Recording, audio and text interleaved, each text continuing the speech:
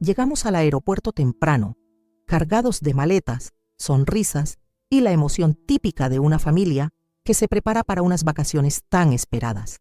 Mi hijo, Tomás, de apenas 2 años, iba feliz en mis brazos, jugando con los cordones de mi chaqueta, mientras mi madre daba instrucciones a todos, como de costumbre. Mi hermana menor, Carla, llevaba una cámara en el cuello, lista para documentar cada momento, y mi esposo Rafael empujaba el carrito de Tomás con más equipaje encima que un camión de mudanza. El aeropuerto internacional de Barajas bullía de actividad aquella mañana de julio. Madrid quedaba atrás por unos días y Tenerife nos esperaba con sus playas y su clima perfecto. Había planeado este viaje durante meses, ahorrando cada euro extra que ganaba en la floristería donde trabajaba a media jornada.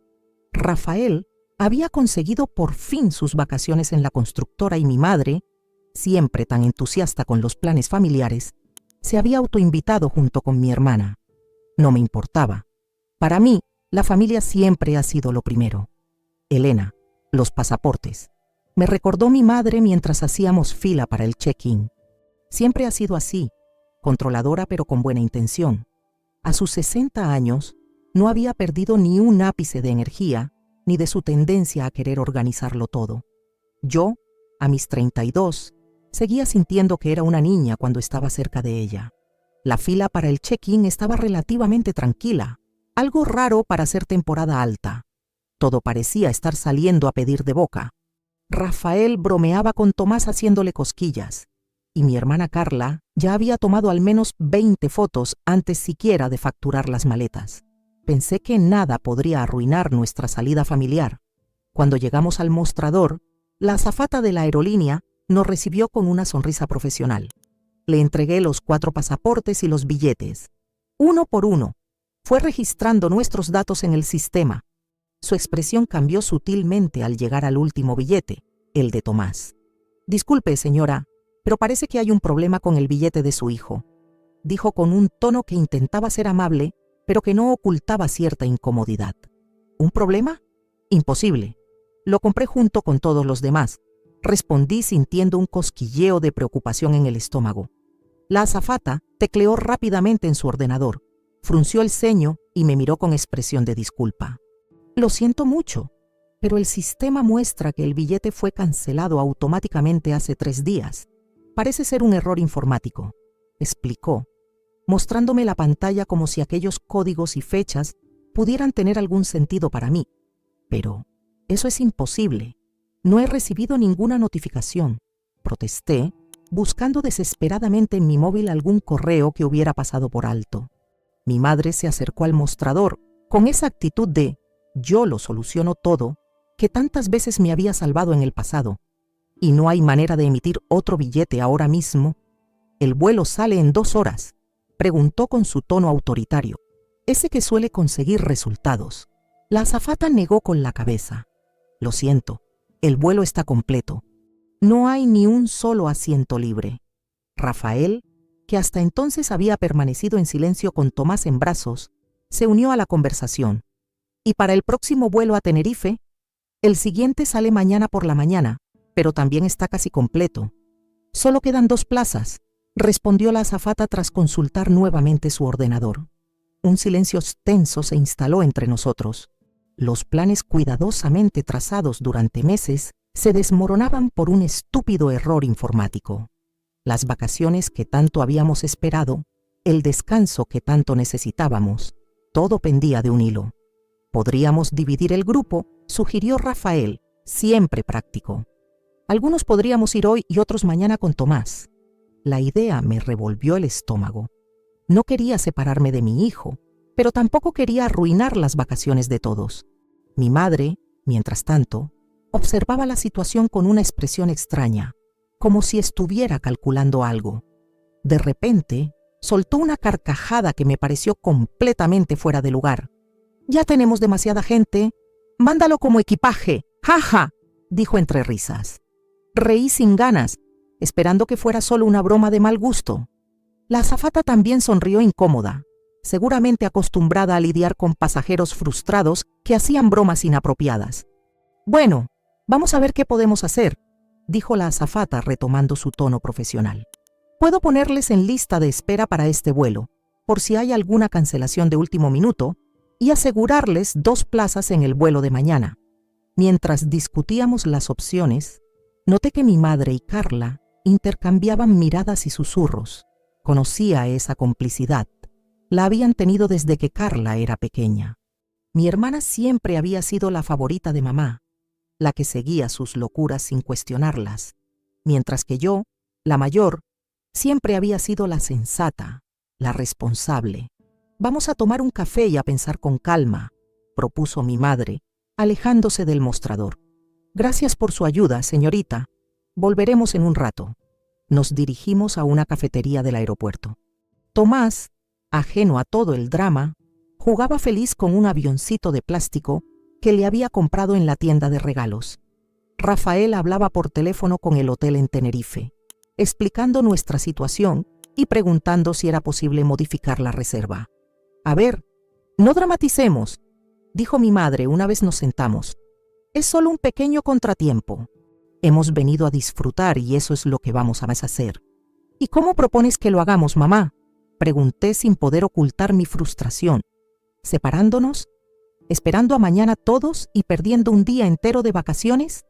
Mi madre me miró con esa expresión que ponía cuando estaba a punto de proponer algo que sabía que yo no aprobaría. Mi estómago se contrajo por instinto. Tengo una idea, dijo en voz baja, inclinándose sobre la mesa como si estuviera a punto de compartir un secreto de estado. Pero necesito que todos estéis de acuerdo y que nadie se ponga histérico. Rafael dejó el teléfono y prestó atención. Carla sonrió, anticipando algo emocionante. Yo solo sentí un escalofrío recorriéndome la espalda. Te escuchamos, mamá, dije, sin imaginar que lo que estaba a punto de proponer cambiaría nuestras vidas para siempre.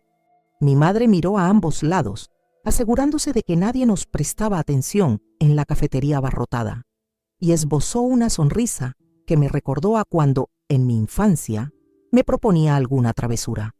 Tomás es muy pequeño, comenzó, bajando tanto la voz que tuve que inclinarme para escucharla. Podríamos ponerlo en una de las maletas grandes, solo durante el control y el embarque. Me quedé paralizada, esperando el remate de lo que claramente era una broma.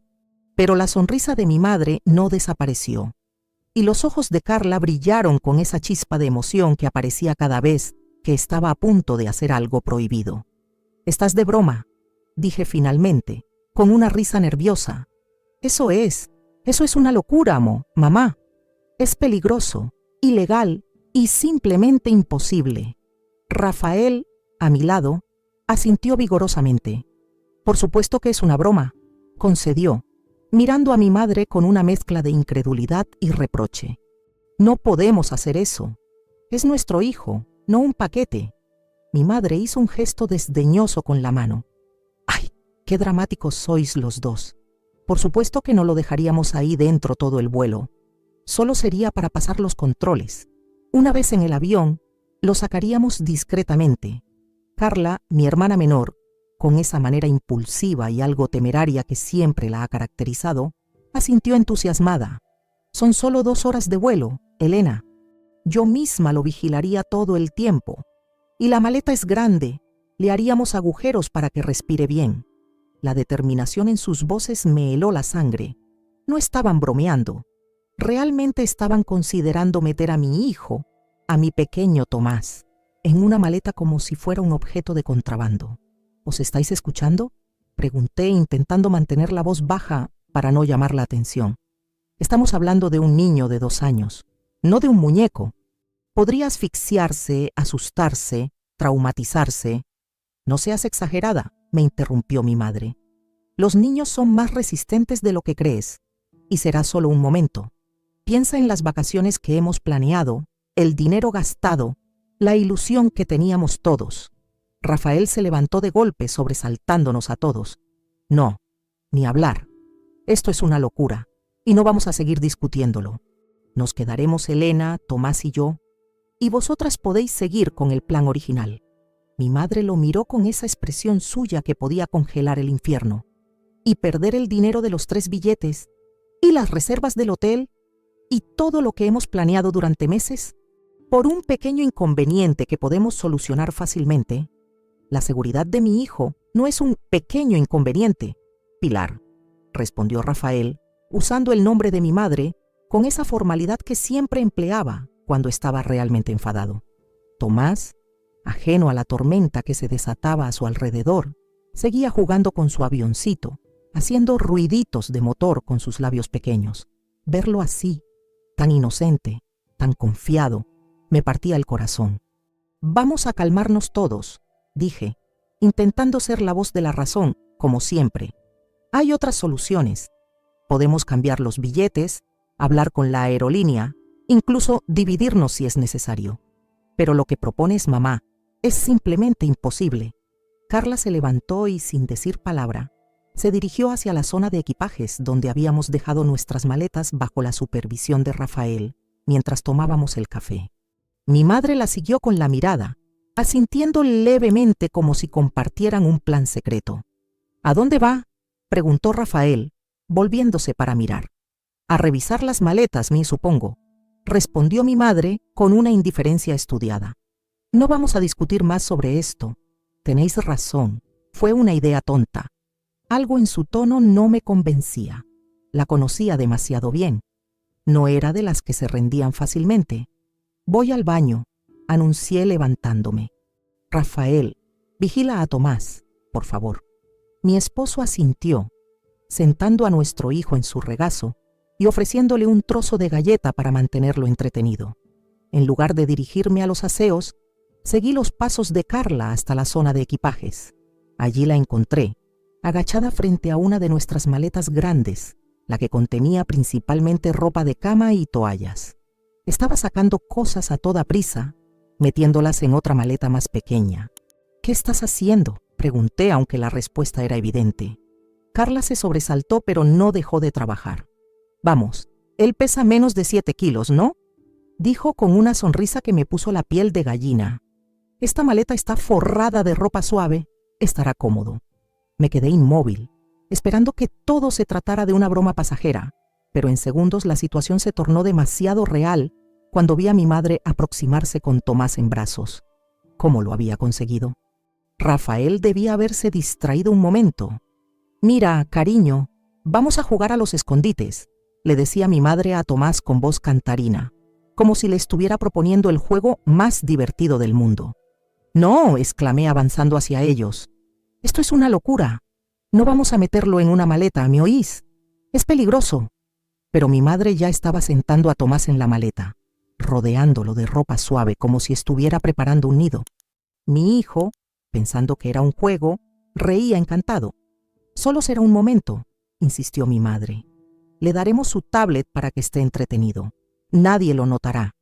Luego, en el avión, lo sacaremos discretamente. La gente alrededor apenas prestaba atención. El aeropuerto estaba lleno y el caos reinaba como siempre. Intenté gritar, decir que estaban locas, que aquello era ilegal, peligroso, cruel, pero mi voz se ahogó en mi propia incredulidad. Rafael apareció entonces, buscándonos con la mirada. Al ver la escena, palideció. ¿Qué demonios estáis haciendo?, preguntó, aunque la respuesta era evidente. Lo que deberíamos haber hecho desde el principio, respondió mi madre con firmeza. No vamos a perder estas vacaciones por un error de la aerolínea. Vi cómo Carla sacaba la tablet de Tomás de su mochila y se la entregaba, encendida con su juego favorito. Mi hijo, feliz, empezó a jugar sin ser consciente de lo que planeaban hacer con él. Antes de que pudiera intervenir de forma efectiva, vi a mi madre cerrar la cremallera lentamente, dejando solo una pequeña abertura por donde podía ver los ojos de mi hijo, curiosos pero confiados. Él no entendía nada. Para él, todo era un juego más, pero para mí, aquello fue el inicio de un infierno que jamás imaginé vivir. «Parad», suplicó Rafael, intentando abrir la maleta. «Esto es una locura. Podría asfixiarse. Hemos dejado suficiente espacio para que respire», respondió Carla, mostrando la abertura que habían dejado. «Y mira, también le hemos puesto su mantita favorita para que esté cómodo». Sentí que el mundo se desmoronaba a mi alrededor. ¿Cómo habíamos llegado a este punto? cómo mi propia familia estaba considerando seriamente poner en riesgo la vida de mi hijo solo por no perder unas vacaciones. Si cerráis esa maleta, llamaré a seguridad ahora mismo, amenazó Rafael, sacando su móvil. Mi madre lo miró desafiante. ¿Y qué les dirás? ¿Que tu hijo no tiene billete y estabais pensando en colarlo como equipaje? Nos detendrán a todos. Rafael titubeó. Tenía razón. Incluso la sugerencia nos incriminaría. Estábamos atrapados en una situación absurda, delirante, pero aterradoramente real. En ese momento, un anuncio por megafonía informó que nuestro vuelo comenzaría el embarque en 20 minutos. La presión del tiempo jugaba en contra nuestra. Por favor, supliqué, al borde de las lágrimas. Encontraremos otra solución. Podemos hablar con el supervisor de la aerolínea, explicar la situación, pagar un billete extra si es necesario. Ya lo hemos intentado, respondió mi madre. No hay billetes disponibles, ya te lo han dicho. ¿Es esto o perder el vuelo? Vi cómo Carla y mi madre intercambiaban miradas de determinación. Habían tomado una decisión y estaban dispuestas a llevarla a cabo con o sin nuestro consentimiento. 5 minutos, dijo mi madre, cerrando finalmente la cremallera, pero dejando una pequeña apertura. Estará dentro solo 5 minutos, durante el control. Luego lo sacaremos, te lo prometo. Rafael me miró, buscando una decisión en mis ojos. Yo estaba paralizada, dividida entre el horror ante lo que estaban proponiendo y el miedo a las consecuencias de oponerme frontalmente. Elena, susurró Rafael, di algo. Es tu hijo, es nuestro hijo. Tomás, desde dentro de la maleta, seguía jugando con su tablet, ajeno al debate moral que se desarrollaba a su alrededor. Su risa amortiguada por la tela sonaba distante, irreal. Y entonces, en un momento de debilidad que jamás me perdonaré, asentí levemente. No porque creyera que era lo correcto, sino porque estaba en shock, porque no podía procesar lo que estaba ocurriendo, porque una parte de mí seguía esperando que todo fuera una broma elaborada que terminaría en cualquier momento. 5 minutos, repetí como un autómata. Solo 5 minutos. Esos 5 minutos se convirtieron en 10, luego en 15. El control de seguridad fue un trámite casi surrealista. Mi madre empujaba el carrito con la maleta donde iba Tomás, actuando con una naturalidad que me resultaba escalofriante. Yo sentía que todos podían vernos, que todos sabían lo que llevábamos dentro de ese equipaje de mano. Sin embargo, nadie pareció notarlo. El escáner de equipaje estaba temporalmente fuera de servicio en nuestra fila, por lo que solo hicieron una revisión visual superficial. ¿Llevan aparatos electrónicos en esta maleta?, preguntó el guardia, señalando la que contenía a mi hijo. Solo una tablet para el niño, respondió mi madre, con una tranquilidad que me dejó helada. El guardia asintió y nos hizo un gesto para que pasáramos. Así de simple, así de aterrador.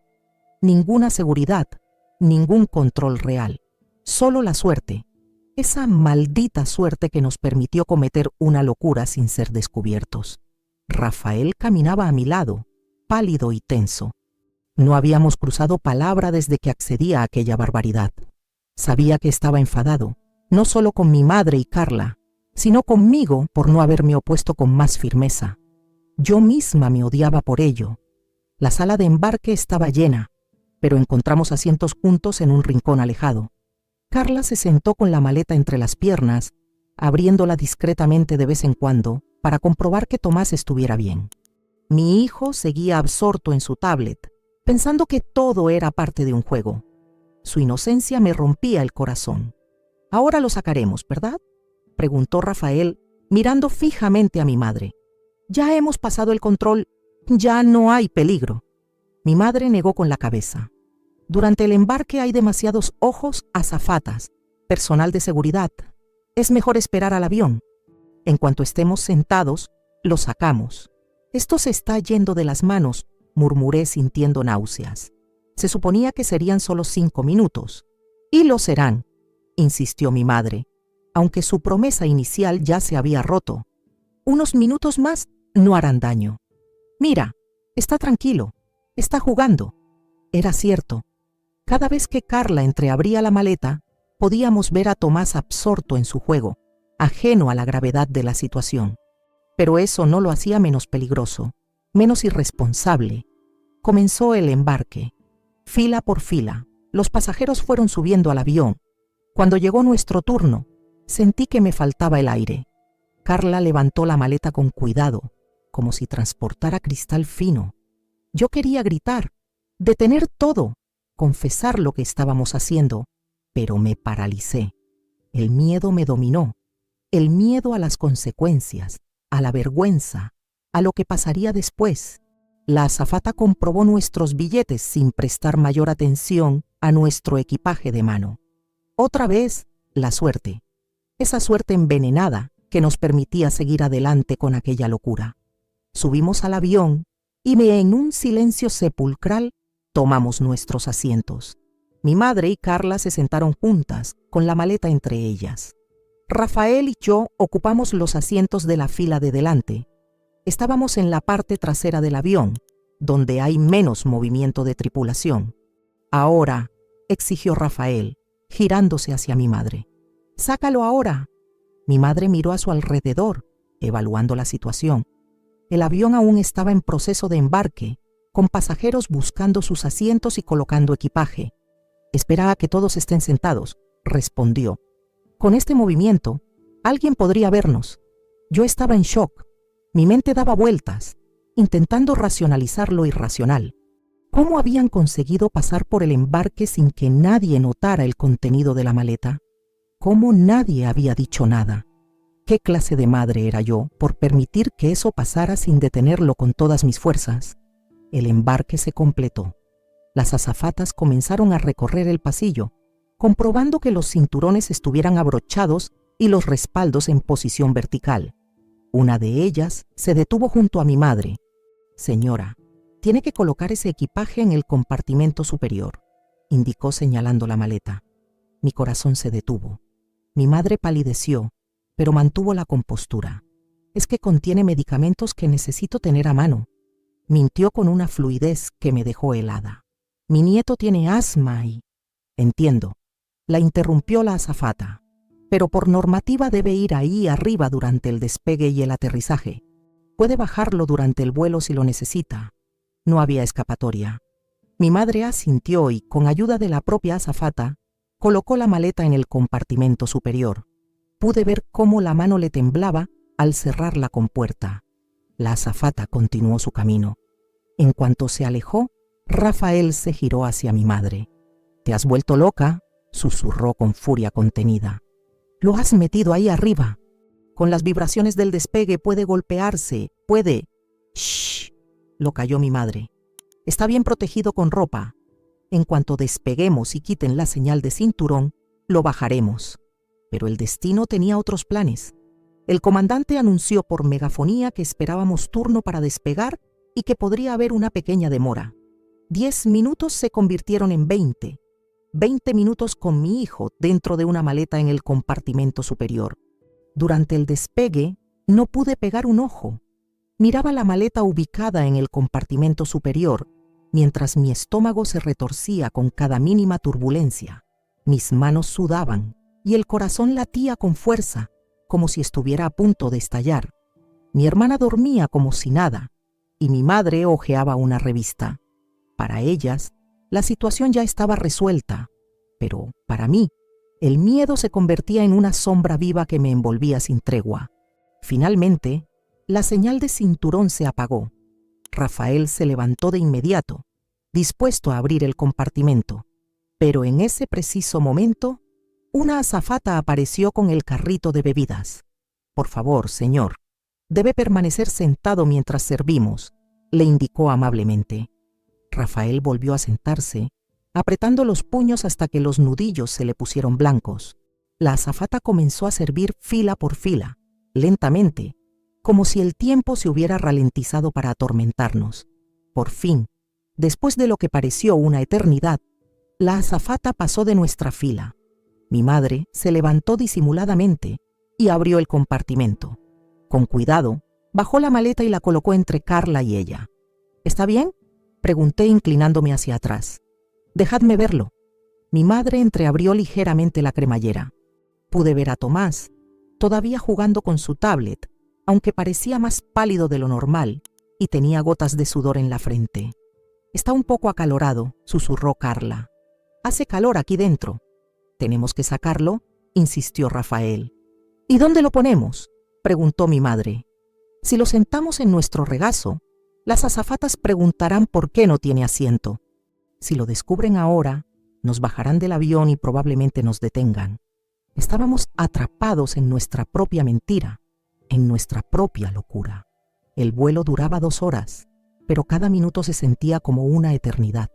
Carla mantenía la maleta entreabierta para que Tomás pudiera respirar mejor, pero era evidente que el aire allí dentro era limitado y caliente. A mitad del vuelo, cuando las azafatas estaban ocupadas en la cocina, mi madre aprovechó para darle agua a Tomás a través de la apertura de la maleta. Mi hijo parecía cada vez más inquieto, como si finalmente empezara a comprender que aquello no era un juego divertido. «Mamá, quiero salir», lo oí decir con su vocecita débil. «No me gusta este juego». Me sentí morir por dentro. Quería levantarme, abrir esa maldita maleta y sacar a mi hijo, afrontar las consecuencias que fueran. Pero algo me mantenía clavada en mi asiento. Miedo, cobardía, la absurda esperanza de que todo saliera bien y nadie se enterara jamás de lo que habíamos hecho. Cuando el avión empezó su descenso, sentí un leve movimiento dentro del compartimento, donde habíamos vuelto a colocar la maleta durante una ronda de inspección de las azafatas. Nadie más pareció notarlo, pero yo sí. Sabía que era él. Sabía que se estaba moviendo. Quería llorar, gritar, levantarme, hacer lo que fuera, pero ya era tarde. Estábamos por aterrizar y mi hijo estaba allí arriba, dentro de una maleta, como si su vida no valiera nada. El aterrizaje fue suave, pero cada golpe de las ruedas contra la pista me sacudía como si fuera yo quien estaba encerrada en ese espacio reducido. La señal de cinturón seguía encendida. Tendríamos que esperar para poder sacar a Tomás. Rafael estaba tenso, con la mirada fija en el compartimento superior. Mi madre y Carla mantenían una calma aparente, pero podía ver la preocupación en sus ojos. Finalmente, la señal se apagó. Rafael se levantó de inmediato y abrió el compartimento. Con cuidado, bajó la maleta y la colocó en su asiento. Yo me acerqué, desesperada por ver a mi hijo. «Espera», susurró mi madre. «No aquí, hay demasiada gente. Bajemos del avión primero». «No», respondí firmemente, recuperando por fin mi voz, mi voluntad. «Mi hijo ha estado encerrado demasiado tiempo. Lo sacamos ahora». Pero antes de que pudiera abrir la maleta, una azafata se acercó a nosotros. «Disculpen, tienen que dejar libre el pasillo para que los demás pasajeros puedan bajar», nos indicó. No tuvimos más remedio que recoger nuestras cosas y dirigirnos a la salida. La maleta iba en brazos de Rafael, que la sujetaba con una mezcla de cuidado y urgencia. Sentía su respiración agitada, su furia contenida, su miedo. Salimos del avión y en lugar de dirigirnos a la recogida de equipajes como el resto de pasajeros, buscamos un rincón apartado, lejos de miradas curiosas. Mi madre vigilaba a nuestro alrededor mientras Rafael abría la maleta con dedos temblorosos. Al abrirla, el tiempo pareció detenerse. Tomás estaba allí, inmóvil, con los ojos cerrados. La tablet había resbalado de sus manos y estaba apagada a su lado. «¡Tomás!», grité arrojándome junto a la maleta abierta. Mi hijo yacía inmóvil, con la cara pálida y los labios ligeramente azulados. Lo tomé en brazos, sacudiéndolo suavemente. «Tomás, cariño, despierta». Rafael se arrodilló junto a nosotros, con el rostro descompuesto por el terror. Puso sus dedos sobre el cuello de nuestro hijo, buscando el pulso. «Está vivo», dijo con un hilo de voz, «pero su pulso es muy débil». Mi madre se llevó las manos a la boca, horrorizada ante la visión de su nieto en ese estado. La realidad de lo que habíamos hecho pareció golpearla de repente, borrando toda la determinación y seguridad que había mostrado hasta entonces. «Dios mío, ¿qué hemos hecho?», murmuró cayendo de rodillas. «Mi niño, mi pobre niño». Carla permanecía de pie, paralizada, con la mirada fija en Tomás como si no pudiera creer lo que estaba viendo. Su cámara, que tanto había usado para documentar nuestro viaje, colgaba olvidada de su cuello. «¡Hay que llevarlo a un hospital!», exclamó Rafael, levantándose de un salto. «¡Ahora mismo!». Sin esperar respuesta, tomó a Tomás de mis brazos y comenzó a correr hacia la salida del aeropuerto. Yo lo seguí, tropezándome con mis propios pies, con la mente nublada por el pánico. Mi madre y Carla venían detrás, arrastrando como podían parte del equipaje. Una pareja que pasaba cerca nos vio y se detuvo, alarmada. «¿Qué ocurre? ¿El niño está bien?», preguntó el hombre, un señor mayor de aspecto amable. «No, no está bien», respondió Rafael con voz entrecortada. «Necesitamos un médico, una ambulancia, lo que sea». «Soy enfermera», dijo la mujer que lo acompañaba, acercándose rápidamente. «Déjame verlo». Rafael dudó un instante, pero la urgencia de la situación pudo más que cualquier recelo. Permitió que la mujer examinara a Tomás allí mismo, en medio del ajetreo del aeropuerto. «Ha sufrido un desmayo, posiblemente por falta de oxígeno», diagnosticó ella después de un rápido examen. «Su respiración es superficial». «¿Qué ha pasado?». La pregunta quedó flotando en el aire como una acusación. Ninguno de nosotros se atrevió a responder con la verdad. Se quedó dormido durante el vuelo y cuando aterrizamos no conseguimos despertarlo», improvisó mi madre, evitando mirar directamente a la enfermera. La mujer frunció el ceño, poco convencida, pero su preocupación por Tomás era mayor que cualquier sospecha. «Hay que llevarlo al hospital cuanto antes», declaró. «Diego, llama a una ambulancia», le pidió a su marido, que ya tenía el teléfono en la mano. «Estamos en el aeropuerto sur de Tenerife», explicó el hombre a los servicios de emergencia. «Tenemos un niño de unos 2 años inconsciente, con dificultad para respirar». Los minutos que siguieron fueron un borrón de actividad frenética. Los servicios médicos del aeropuerto llegaron primero, con un pequeño equipo de emergencias. Colocaron una mascarilla de oxígeno a Tomás y controlaron sus constantes vitales. «Sus niveles de oxígeno están muy bajos», informó uno de los sanitarios. «¿Ha estado expuesto a algún ambiente con poco aire?». La pregunta fue como un puñal directamente a mi corazón.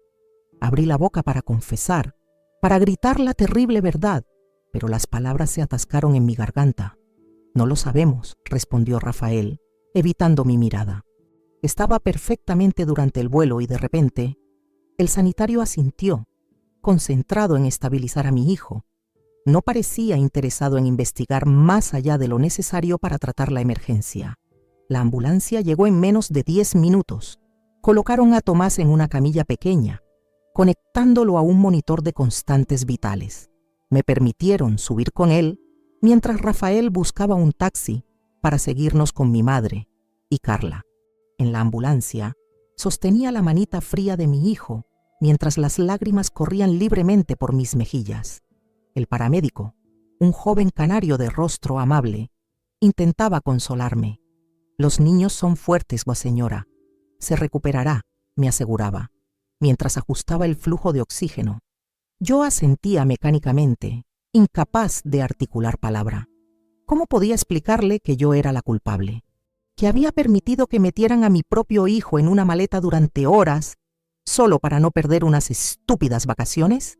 El hospital estaba a pocos kilómetros del aeropuerto. El Hospital Universitario de Canarias, un edificio moderno en la laguna, nos recibió con la eficiencia fría pero reconfortante de las emergencias bien gestionadas. Tomás fue trasladado inmediatamente a una sala de atención pediátrica. «¿Es usted la madre?», me preguntó una médica joven mientras examinaba a mi hijo. «Sí», respondí con un hilo de voz.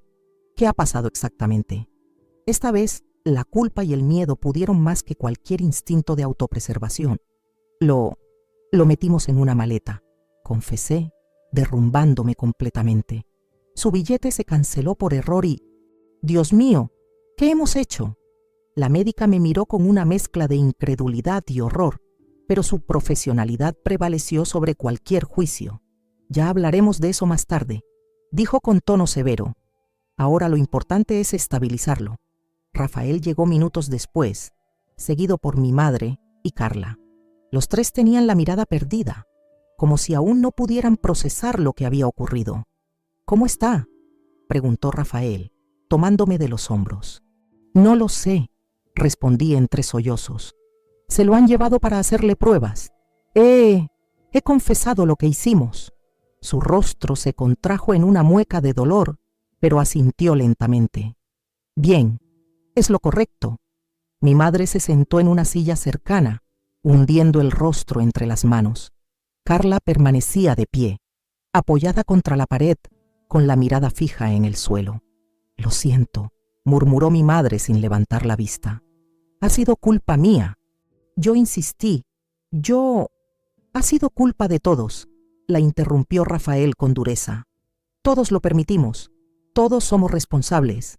Un silencio pesado cayó sobre nosotros. En ese momento, la médica regresó acompañada por un hombre de bata blanca que se presentó como el jefe de pediatría. «El niño está estable», informó la doctora.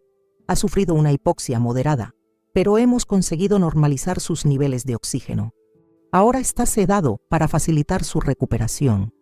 Sentí que mis piernas se doblaban de alivio. Rafael me sostuvo, impidiendo que cayera al suelo. «¿Se recuperará completamente?», preguntó con la voz temblorosa. El pediatra nos miró con severidad. «Físicamente, es probable que no haya secuelas a largo plazo, pero lo que han hecho es extremadamente grave. Podría haber muerto». Mi madre soltó un sollozo ahogado. Carla se deslizó por la pared hasta quedar sentada en el suelo, con la cabeza entre las rodillas. «Tenemos que informar a las autoridades», continuó el médico. «Esto constituye una negligencia grave, posiblemente un delito». Rafael asintió, aceptando la inevitable consecuencia de nuestros actos. «Lo entendemos», dijo. «Haremos lo que sea necesario. Solo, ¿podemos verlo?». La médica intercambió una mirada con su colega, quien finalmente asintió.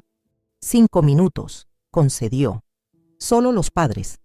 Nos condujeron a través de un pasillo hasta una pequeña habitación. Allí estaba Tomás, tan pequeño y vulnerable en aquella cama de hospital. Tenía una mascarilla de oxígeno cubriendo su carita y varios cables conectados a su cuerpo, monitoreando sus constantes vitales. Su pecho subía y bajaba con una respiración regular, pero artificial. Me acerqué a él con pasos vacilantes y tomé su manita entre las mías. Estaba más cálida que antes, lo que me dio un atisbo de esperanza. «Lo siento tanto, mi amor», susurré, dejando que las lágrimas corrieran libremente. «Perdóname, por favor». Rafael se colocó al otro lado de la cama, acariciando suavemente el pelo de nuestro hijo. No dijo nada, pero pude ver en sus ojos la misma mezcla de remordimiento, culpa y alivio que yo sentía. La puerta se abrió y la médica regresó, acompañada esta vez por 2 agentes de policía. Era el momento de afrontar las consecuencias de nuestros actos. «Señora, señor», comenzó uno de los agentes, «tenemos que hablar sobre lo ocurrido con su hijo». Asentí, sin apartar la mirada de Tomás. «Sí, oficial», respondí con voz queda. «Les contaremos todo». Y así, en aquel hospital de Tenerife, comenzó el proceso legal que cambiaría nuestras vidas para siempre.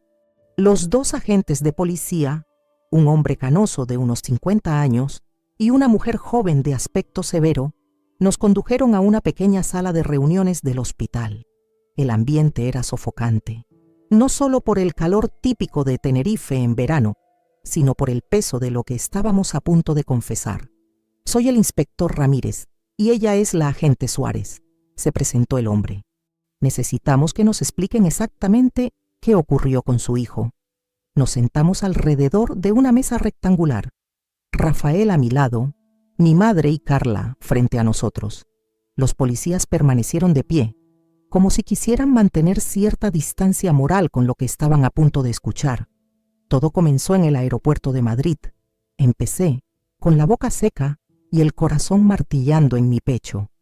Descubrimos que el billete de Tomás había sido cancelado por error.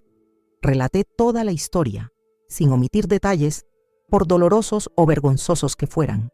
Hablé de la sugerencia inicial de mi madre, de cómo Carla la apoyó, de cómo Rafael se opuso al principio pero finalmente cedió ante la presión del grupo. Y, Lo más difícil de todo, de cómo yo, su madre, la persona que debía protegerlo por encima de todo, permití que ocurriera. Lo metimos en la maleta grande, dejando una pequeña abertura para que respirara, explicó Carla con voz temblorosa. Le dimos su tablet para que estuviera entretenido. Pensamos que estaría bien. ¿Pensaron que un niño de 2 años estaría bien dentro de una maleta durante un vuelo de 2 horas? Preguntó la agente Suárez, con incredulidad apenas contenida en su voz. Mi madre, que hasta entonces había permanecido en silencio, levantó la mirada. Sus ojos, normalmente vivos y dominantes, estaban apagados por la culpa y el miedo. Fue idea mía, admitió. Yo insistí cuando todos dudaban. Pensé que era una solución práctica para no perder las vacaciones. Nunca imaginé, nunca quise. Su voz se quebró. Por primera vez en mi vida, vi a mi madre completamente vulnerable, despojada de esa fachada de seguridad y control que siempre había mantenido. El inspector Ramírez tomaba notas con expresión grave. Y nadie en el aeropuerto se dio cuenta. Ningún control de seguridad, ningún escáner. El escáner de equipaje estaba temporalmente fuera de servicio en nuestra fila, explicó Rafael. Solo hicieron una inspección visual superficial. Ya veo, murmuró el inspector, haciendo una anotación. Tendremos que informar de eso a las autoridades del aeropuerto. La agente Suárez, que había permanecido en segundo plano, dio un paso adelante. ¿Son conscientes de que lo que han hecho constituye un delito grave? Negligencia, puesta en peligro de un menor, posiblemente tentativa de homicidio imprudente. La palabra homicidio cayó sobre nosotros como una losa. Mi madre soltó un gemido ahogado. Carla comenzó a llorar silenciosamente. Rafael apretó mi mano bajo la mesa con tanta fuerza que dolía, pero el dolor físico era un pálido reflejo del tormento emocional que sentíamos. Lo entendemos, respondí con voz débil. Asumiremos las consecuencias que sean necesarias. Solo queremos que nuestro hijo se recupere. El inspector cerró su libreta y nos miró uno por uno. Tendrán que venir a la comisaría para prestar declaración formal. Por ahora, dadas las circunstancias, les permitiremos permanecer en el hospital con su hijo. Pero tengan por seguro que esto tendrá consecuencias legales graves. Asintimos en silencio, agradecidos al menos por no ser separados de Tomás en ese momento crítico. Cuando los policías se marcharon, nos quedamos los 4 en aquella sala, incapaces de mirarnos a los ojos. El silencio era tan denso que casi podía tocarse. «Voy a volver con Tomás», dije finalmente, levantándome. «Quiero estar ahí cuando despierte». Rafael se levantó conmigo. «Yo también». Mi madre nos detuvo antes de que pudiéramos salir. «Elena, Rafael, lo siento tanto. Nunca quise que esto pasara. Si pudiera cambiar lo que hice». «Ahora no, mamá», la interrumpí, sin fuerzas para gestionar su culpa además de la mía. «Hablaremos después».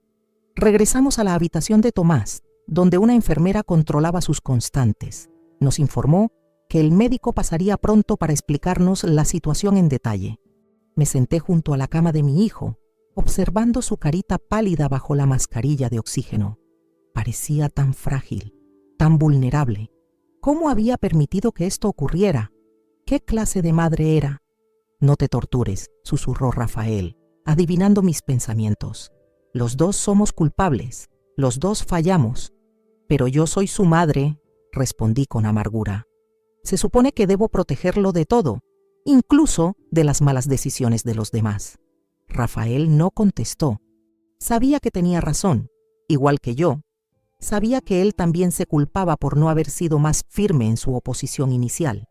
El doctor López, el pediatra que nos había recibido, entró en la habitación acompañado por otro médico que se presentó como neurólogo. Tomás fue llevado de urgencia al hospital más cercano. Durante el trayecto, me aferré a su manita, rezando como nunca antes lo había hecho en mi vida. Recordé su risa, su primer paso, su olor cuando duerme, y cada uno de esos recuerdos me golpeaba como un puñal. Murmuré mientras esperábamos a que los médicos hablaran. El doctor López carraspeó para llamar nuestra atención. «Hemos completado todos los análisis y pruebas necesarias», comenzó. Tomás ha sufrido lo que llamamos hipoxia cerebral moderada, es decir, una disminución del oxígeno que llega al cerebro. ¿Eso es grave?, preguntó Rafael con voz temblorosa. El neurólogo tomó la palabra. En este caso, la hipoxia no ha sido lo suficientemente prolongada o severa como para causar daños irreversibles. Hemos realizado un electroencefalograma y los resultados son prometedores. Su actividad cerebral es normal, lo cual es una excelente señal. Una oleada de alivio me recorrió, tan intensa que sentí que me faltaba el aire. Rafael se dejó caer en una silla, con las piernas temblorosas. Sin embargo, continuó el doctor López, no podemos descartar completamente que haya alguna secuela hasta que despierte y podamos evaluarlo más a fondo. Por ahora, lo mantendremos sedado unas horas más para facilitar su recuperación. ¿Cuándo despertará?, pregunté ansiosa por ver los ojos de mi hijo abiertos de nuevo, por escuchar su risa, por saber que realmente estaba bien. Reduciremos gradualmente la sedación esta noche, explicó. Debería despertar de forma natural mañana por la mañana, pero deben estar preparados. Podría estar confuso, asustado o desorientado. Es una reacción normal después de lo que ha pasado. Rafael y yo asentimos, agradecidos por la información y por la esperanza que nos daban. Una cosa más, añadió el neurólogo antes de marcharse. El cerebro de los niños de esta edad es increíblemente plástico y resiliente. Tiene mejores posibilidades de recuperación completa que un adulto en circunstancias similares. Eso juega a su favor. Cuando los médicos se marcharon, Rafael y yo nos quedamos solos con nuestro hijo dormido. Pasaron horas interminables. Nadie hablaba. Ni mi madre, ni Carla, que esperaban en la sala de visitas, ni nosotros, atrapados en la misma nube de culpa. Yo, como madre, me sentía la peor de todas. Había permitido que el miedo de perder el viaje me paralizara. No lo protegí. No lo salvé cuando debía hacerlo. Esa verdad me destrozaba el alma. La noche cayó sobre Tenerife, pero el tiempo parecía haberse detenido en aquella habitación de hospital. Rafael se quedó dormido en una incómoda butaca junto a la ventana. Yo permanecí despierta, vigilando cada respiración de mi hijo, cada pequeño movimiento, cada parpadeo de las máquinas que controlaban sus constantes vitales. En algún momento, la enfermera de guardia entró para ajustar la medicación. Estamos reduciendo la sedación poco a poco, me explicó en voz baja. No se preocupe si no nota cambios inmediatos. Es un proceso gradual. Asentí, agradeciéndole con una sonrisa débil. Cuando se marchó, volví a quedarme sola con mis pensamientos y mis remordimientos. Pensé en lo diferentes que podrían haber sido las cosas si hubiera sido más firme, si hubiera puesto el pie en el suelo y dicho no a esa locura. Pensé en las consecuencias legales que nos esperaban, en la posibilidad de perder la custodia de mi hijo, en el juicio de la sociedad cuando se conociera nuestra historia. Pero sobre todo, pensé en el futuro. ¿Cómo explicaría esto a Tomás cuando fuera mayor? ¿Cómo podría mirarlo a los ojos y decirle que su madre, la persona que debía protegerlo con su vida si fuera necesario, lo había metido en una maleta como si fuera un objeto, solo para no perder unas vacaciones? El amanecer llegó con una claridad casi dolorosa. Los primeros rayos de sol se colaron por la ventana, iluminando la habitación con una luz dorada que contrastaba cruelmente con la oscuridad de nuestras almas. Rafael se despertó, estirando sus músculos agarrotados por la incómoda postura en la que había dormido. Se acercó a la cama de Tomás, observándolo con esa mezcla de amor y culpa que yo conocía tan bien. ¿Algún cambio?, preguntó, con la voz ronca por el sueño y la preocupación. Nada aún, respondí. Pero la enfermera dijo que es normal, que despertará gradualmente. Como si hubiera escuchado nuestras palabras, Tomás movió ligeramente los dedos, un movimiento casi imperceptible, pero que nos hizo contener la respiración. Luego, sus párpados comenzaron a temblar. «Está despertando», exclamó Rafael, inclinándose sobre la cama. «Tomás, cariño, estamos aquí». Corrí al pasillo y llamé a una enfermera, que vino de inmediato. Para cuando volvimos a la habitación, Tomás tenía los ojos entreabiertos, mirando confusamente a su alrededor. La enfermera comprobó rápidamente sus constantes y nos sonrió. Todo parece correcto. Iré a avisar al doctor.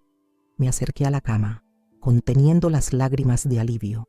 «Hola, mi amor», susurré, acariciando suavemente su mejilla. «Mamá está aquí. Papá también». Tomás nos miró, parpadeando lentamente. Había confusión en sus ojos, pero también reconocimiento. Intentó hablar, pero la mascarilla de oxígeno se lo impedía. «No intentes hablar ahora, cariño», le dijo Rafael con ternura. «Descansa». El doctor López llegó minutos después y examinó a Tomás exhaustivamente. Comprobó sus reflejos, sus pupilas, su respuesta a estímulos verbales. «La evolución es muy favorable», declaró finalmente, para nuestro inmenso alivio. «Sus reflejos neurológicos son normales y parece reconocerlos, lo cual es una excelente señal». Los días en el hospital se transformaron en una rutina extraña, suspendida entre el alivio por la recuperación de Tomás y la sombra de lo que vendría después. Cada mañana, los médicos pasaban visita, verificando sus progresos con una cautela profesional que apenas ocultaba su asombro ante la rapidez con que se recuperaba. «Es impresionante», comentó el doctor López al tercer día, mientras Tomás jugaba con unos bloques de colores que le había traído una enfermera. «Físicamente, está respondiendo mejor de lo que esperábamos». La mascarilla de oxígeno había dado paso a una cánula nasal más discreta, y los monitores que controlaban sus constantes vitales mostraban valores cada vez más normales. Tomás había recuperado el color en sus mejillas y parte de su energía habitual, aunque seguía más callado de lo normal. «¿Y psicológicamente?», pregunté temiendo la respuesta. No había olvidado la mirada de terror en sus ojos cuando finalmente comprendió lo que habíamos hecho, cuando los recuerdos de aquellas horas de oscuridad y encierro volvieron a él. El doctor intercambió una mirada con la psicóloga infantil que nos acompañaba, la doctora Mendoza, una mujer de mediana edad con una sonrisa amable y ojos penetrantes. «Es aún pronto para determinar el impacto emocional», respondió ella con suavidad. «Los niños de esta edad procesan los traumas de manera diferente a los adultos. Algunos efectos podrían no manifestarse inmediatamente». Sus palabras, aunque dichas con delicadeza, cayeron sobre mí como un puñal. La idea de que mi hijo pudiera cargar con cicatrices invisibles durante años, quizás toda su vida, por nuestra negligencia, era insoportable. «¿Qué podemos hacer?», preguntó Rafael, poniendo en palabras lo que yo no me atrevía a preguntar. «Por ahora, estar presentes», aconsejó la doctora. «Reconstruir la confianza, y cuando regrese a casa, les recomendaría continuar con terapia especializada. El cerebro infantil es sorprendentemente resiliente, pero necesita el apoyo adecuado». Regresamos a la habitación donde mi madre y Carla esperaban, sentadas en silencio a ambos lados de la cama de Tomás. La tensión entre nosotros seguía siendo palpable, aunque nos esforzábamos por mantener una apariencia de normalidad frente al niño. «¿Qué han dicho los médicos?», preguntó mi madre en voz baja cuando nos acercamos. «Que físicamente está progresando bien», respondió Rafael. «Lo darán de alta en unos días si todo sigue así». Mi madre asintió, con una expresión que mezclaba alivio y ansiedad. «¿Y qué pasará después con...?» «Ya sabes». Sabía a qué se refería. El inspector Ramírez había vuelto el día anterior para informarnos que se había abierto una investigación formal por negligencia y puesta en peligro de un menor. Nos habían permitido permanecer en libertad provisional mientras Tomás estaba hospitalizado, pero las consecuencias legales de nuestros actos estaban lejos de resolverse. «No lo sé, mamá», respondí con sinceridad. «Tendremos que enfrentarlo cuando llegue el momento». El momento llegó más pronto de lo que esperábamos. Al quinto día, cuando los médicos confirmaron que Tomás estaba listo para recibir el alta, el inspector Ramírez y la agente Suárez regresaron, esta vez acompañados por una representante de servicios sociales, una mujer llamada Clara Jiménez. Nos reunimos en la misma sala de conferencias del primer día. La señora Jiménez nos explicó que, dada la naturaleza del caso, Servicios Sociales debía intervenir para garantizar el bienestar de Tomás. «Entendemos que se trató de un error de juicio grave, no de malicia deliberada», dijo con tono profesional. Sin embargo, nuestra prioridad es el niño. ¿Van a quitárnoslo?, preguntó Rafael directamente, con el miedo palpable en su voz. La trabajadora social nos miró a ambos con expresión evaluadora antes de responder. Por ahora, no contemplamos la retirada de custodia, dijo finalmente, pero estableceremos un régimen de visitas supervisadas y seguimiento durante al menos 6 meses. Y será obligatorio que tanto ustedes como el niño asistan a terapia regular. El alivio que sentí fue tan intenso que tuve que sostenerme en la mesa para no caer. La idea de perder a Tomás después de casi perderlo físicamente era más de lo que podía soportar. En cuanto a los aspectos legales, continuó el inspector Ramírez, hemos consultado con la Fiscalía. Dadas las circunstancias y su cooperación plena, es probable que se llegue a un acuerdo de pena suspendida, con libertad condicional y trabajos comunitarios. Pero esto tendrá que formalizarse ante un juez. Mi madre, que había permanecido en silencio hasta entonces, levantó la mirada. Inspector, dijo con voz firme, quiero que conste que fui yo quien insistió en esta terrible idea. Mi hija y su esposo inicialmente se opusieron. Si alguien debe enfrentar las consecuencias legales más severas, debería ser yo. El inspector la miró con una mezcla de sorpresa y respeto. Aprecio su honestidad, señora. Incluiré su declaración en el informe, pero la ley considera responsables a todos los adultos involucrados en la situación, especialmente a los padres. Carla, que había estado inusualmente callada durante los últimos días, también habló. Yo también fui parte de esto. Apoyé a mi madre cuando propuso la idea. No quiero esconderme detrás de nadie. La agente Suárez tomó nota de estas declaraciones, mientras la representante de servicios sociales nos observaba con renovado interés. Es inusual ver a una familia asumiendo la responsabilidad colectivamente, comentó. Normalmente en estos casos hay mucho señalamiento y culpabilización mutua. Somos una familia, respondí simplemente. Cometimos este error juntos y juntos enfrentaremos las consecuencias. Regresamos a casa días después, pero nada volvió a ser igual. Tomás se recuperó físicamente, pero quedó más apegado, más inseguro. Lloraba al menor signo de separación. Yo entendía. La sensación de ser encerrado, sofocado, dejaría marcas invisibles, incluso para una crianza tan pequeña. Las primeras noches fueron especialmente difíciles. Tomás se despertaba gritando, presa de pesadillas que no podía articular con palabras, pero que evidentemente recreaban su experiencia traumática. Rafael y yo nos turnábamos para consolarlo, para asegurarle que estaba a salvo, que nunca más permitiríamos que algo así le sucediera. La terapia comenzó una semana después de volver a Madrid. La psicóloga infantil, una mujer llamada Diana con una paciencia infinita, utilizaba juegos y dibujos para ayudar a Tomás a procesar lo ocurrido. Al principio, dibujaba solo formas oscuras y confusas, pero con el tiempo, sus creaciones se volvieron más coloridas, más esperanzadoras. Rafael y yo también comenzamos terapia, tanto individual como en pareja. Fue un proceso doloroso, pero necesario, desenterrando patrones tóxicos de comportamiento, dinámicas familiares disfuncionales que habían contribuido a nuestra fatídica decisión. Tenías una relación de sumisión con tu madre, me explicó mi terapeuta durante una sesión. Tu patrón ha sido siempre ceder ante su autoridad, incluso cuando tu instinto te decía otra cosa. Era cierto. Toda mi vida había estado bajo la sombra dominante de mi madre, buscando su aprobación, temiendo su desaprobación. Incluso como adulta, como madre yo misma, seguía atrapada en ese patrón. Mi madre, por su parte, intentó justificarse muchas veces, diciendo que todo fue una broma que se salió de control. Carla se disculpó, pero siempre con un tono de no imaginábamos que daría en esto. Yo me alejé de las dos, no por raiva, pero por protección. Mi prioridad ahora era mi hijo, su salud emocional y física, y eso significaba establecer límites, incluso con la propia familia. Necesito tiempo, mamá, le expliqué un día, cuando vino a visitarnos. No puedo seguir como si nada hubiera pasado. Ella lo entendió, o al menos fingió entenderlo. Se retiró a su casa en las afueras de Madrid manteniendo contacto a través de llamadas y mensajes, pero respetando la distancia que yo había impuesto. Carla fue más persistente.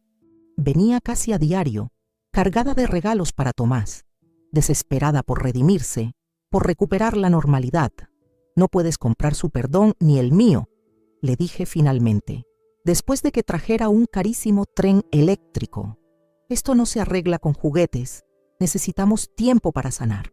Económicamente, las consecuencias también fueron severas. Los gastos médicos en Tenerife, los billetes de avión para volver a Madrid, los honorarios de los abogados, las sesiones de terapia, todo sumado a la multa que nos impuso el juez y a las horas de trabajo comunitario que tanto Rafael como yo tuvimos que cumplir, reduciendo nuestras jornadas laborales regulares. Pero el dinero era lo de menos. Lo verdaderamente valioso, lo irreemplazable, era la confianza que habíamos quebrado, tanto la de Tomás hacia nosotros como la nuestra en nosotros mismos como padres.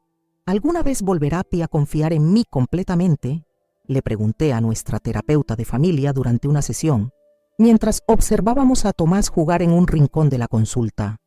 Los niños tienen una capacidad asombrosa para perdonar, respondió ella, pero la confianza se reconstruye con acciones constantes, no con promesas o palabras. Cada día que lo protejas, que respetes sus necesidades, estarás reconstruyendo ese puente. Y así lo hicimos, día tras día, semana tras semana. Hubo avances y retrocesos, momentos de esperanza cuando Tomás volvía a reír sin reservas, y momentos de desesperación cuando se aferraba a mí con terror ante la más mínima separación.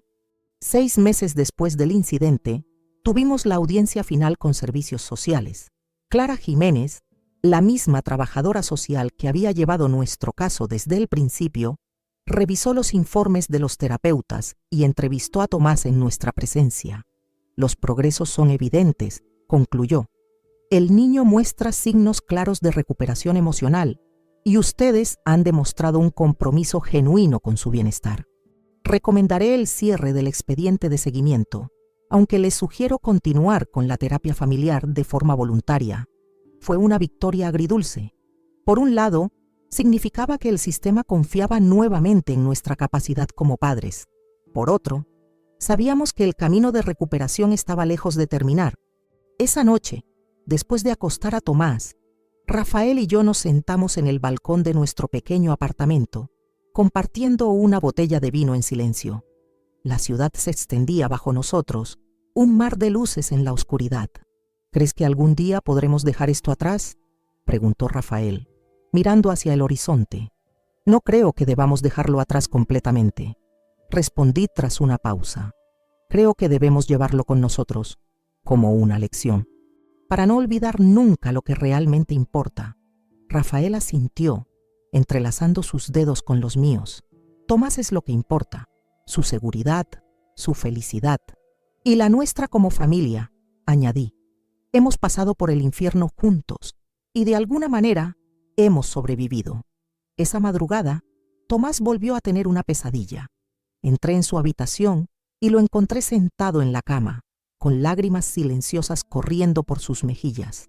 Sin palabras, extendió sus bracitos hacia mí. Lo abracé, meciéndolo suavemente hasta que su respiración se calmó. «Mamá está aquí», susurré contra su pelo. «Siempre estaré aquí para protegerte, te lo prometo». Y mientras mi hijo volvía a dormirse en mis brazos, pensé en cómo esta experiencia terrible nos había cambiado a todos. No apenas por haber casi perdido a mi hijo, sino por haber visto hasta dónde las personas pueden ir por conveniencia, ignorando lo más básico, la vida humana. Hoy, mientras veo a Tomás dormir, sé que él es más fuerte de lo que cualquiera de nosotros podría ser. Y yo también lo soy, porque sobrevivir a esto me hizo renacer como madre, y nunca más seré la misma.